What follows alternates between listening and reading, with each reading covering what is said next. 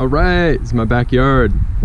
Before we get started, this is a land management video, not a home building or repair video, so please ignore my falling apart back porch there. We're in the middle of replacing that. Previous people, I guess, built it around a black locust, which is now growing larger and collapsing the porch. So that's what's going on there. Don't worry about it. What I want to talk about is this space here, which, you know, it's a little obscured with shadows, but you can tell that on the right side of this rock, it's just kind of like lawn grass, and on the left side it looks like a little more heterogeneic. There's lots more species, lots more texture. This area I actually seeded as a meadow last year on 4th of July. I removed the vegetation, which was just like lawn. I did that through a combination of herbicide and lots of raking. Raking was primarily done to remove the duff after the plants died, but then to disturb the seed bank to kick up more seeds and exhaust the bank of weeds. After that was done, I seeded the mix and I used a lawn roller. Should have brought it out to show you it. I used a lawn roller to press the soil and seeds together to get better contact, to improve germination rates. Not much is going on yet. Remember, this is primarily a warm season species meadow, so there isn't much growth yet. There are a few species that are active. I'm sure I can find, here we go. So notice we have a few weeds in here. We've got species like this mustard. I think it is just like a field mustard or a yellow rocket, as people down south would call it. Your everyday winter weeds, they're not in the mix, but you know what? They're fine. They're good early season food for species like pollinators. I don't mind these at all. I'm happy to have them in here. They're not a problem at least these levels with the meadow species that I've added, so I'm not concerned. We do have, let's see, this is no it's not. I've got lanceleaf coreopsis in here. I'll find some though.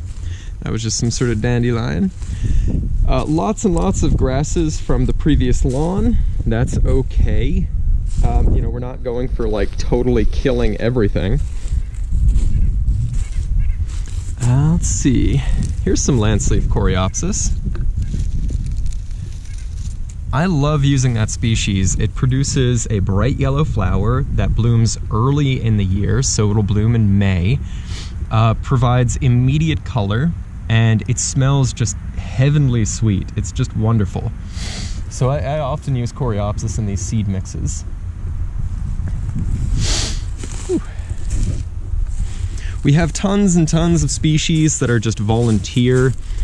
Some Canada goldenrod coming up. We've got, this is a gallium. It's got rough leaves. I believe this is Gallium aperine, though don't quote me on that. They look very similar and you really need the flowers. But yeah, rough foliage, I believe it's aperine. And I'm not sure what these grasses are, but could be a rye, a perennial rye that I've added. A little too young for me to tell.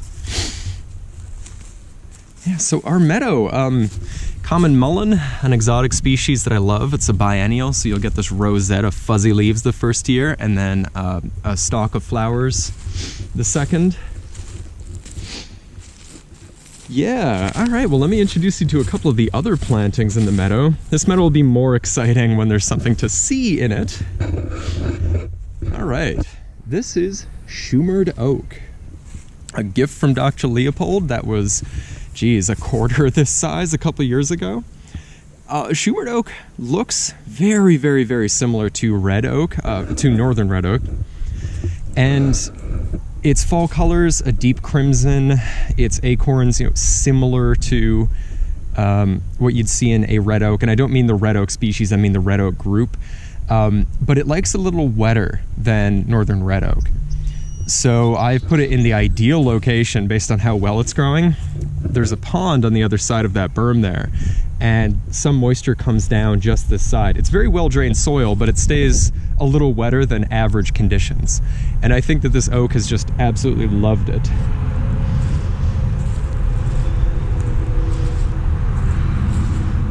Oh, look at that. I wasn't going to talk about this area yet, but I do want to point out, 'tis the season. Coltsfoot flowers coming up. That's an exotic species. Fairly problematic, especially in the Adirondacks, but yep, got it here too. All right, so here we've got a snag. It's a mostly dead black locust. It's still got a little life in it, but you know, really little risk based on where it's leaning that it'll fall towards the house. So we've left it, and not only is it great habitat for wood nesting insects and a great perch for birds, but we grow our hops on it. You can see that there's still some vines visible, and there's still some hops up there. Another gift from Dr. Leopold, Keystone hops. We got a couple quarts out of this guy this year. Kate's brother made a bunch of really tasty beer out of them. So yeah, this is just an example, like, layer your gardening choices, right? It's not just a snag, it's also a support for vines. I love doing that with, Virginia creeper is a great one because it's so aggressive and it's got great fall color. Excellent vine species to cover snags with. You could use passion flower. You can get nuts, you know, if you're willing to go beyond locally native. We saw our sedum patch in another video, but I do want to introduce a gift from a integrating conservation and agriculture class a few years ago. Hint. This is a native bee nesting box. It's composed of bamboo and wood and some like blocky materials. And let's see, you can see that there's evidence that some of these have been used. Now, I don't mean to knock this great gift, but it's too narrow. I mean, look at that. I've got little stubby fingers, and still, like, this is only a few inches deep, like 3 inches. You need a minimum of 5 inches to support some of the species that this one claims it can support, like the blue orchard bee. So here's an example of a really cool craft that isn't designed with good biological know-how. You know, I encourage you all, it's a great time to get crafting. See if you could develop an Etsy presence with some of these items. You'll also notice that, you know, woodpeckers have been getting at the larvae in there. Yeah, I mean, I like this thing. It's really cute. Got it facing kind of the southeast there, so it gets lots of morning light. Yeah, it's, you know, it's cute. And then, of course, a bird feeder, which honestly is really more to entertain my cats. They're indoor only, but they sit in that window over there and they watch the birds. Primarily, this thing just feeds chipmunks. They live under the porch there, and, you know, whatever. I mean, it entertains my cats. We did find an old can of cooking spray a while back that was like hidden, and you know, it was expired, so we figured we'd grease up the pulp. And when we did it, the chipmunk jumped onto it and he just like flew off. He's like, oh, what the hell? And he finally figured out how to get back up there though, but it was very entertaining. I don't know what the rest of people do with their lives and how they entertain themselves, but that's pretty much it for me.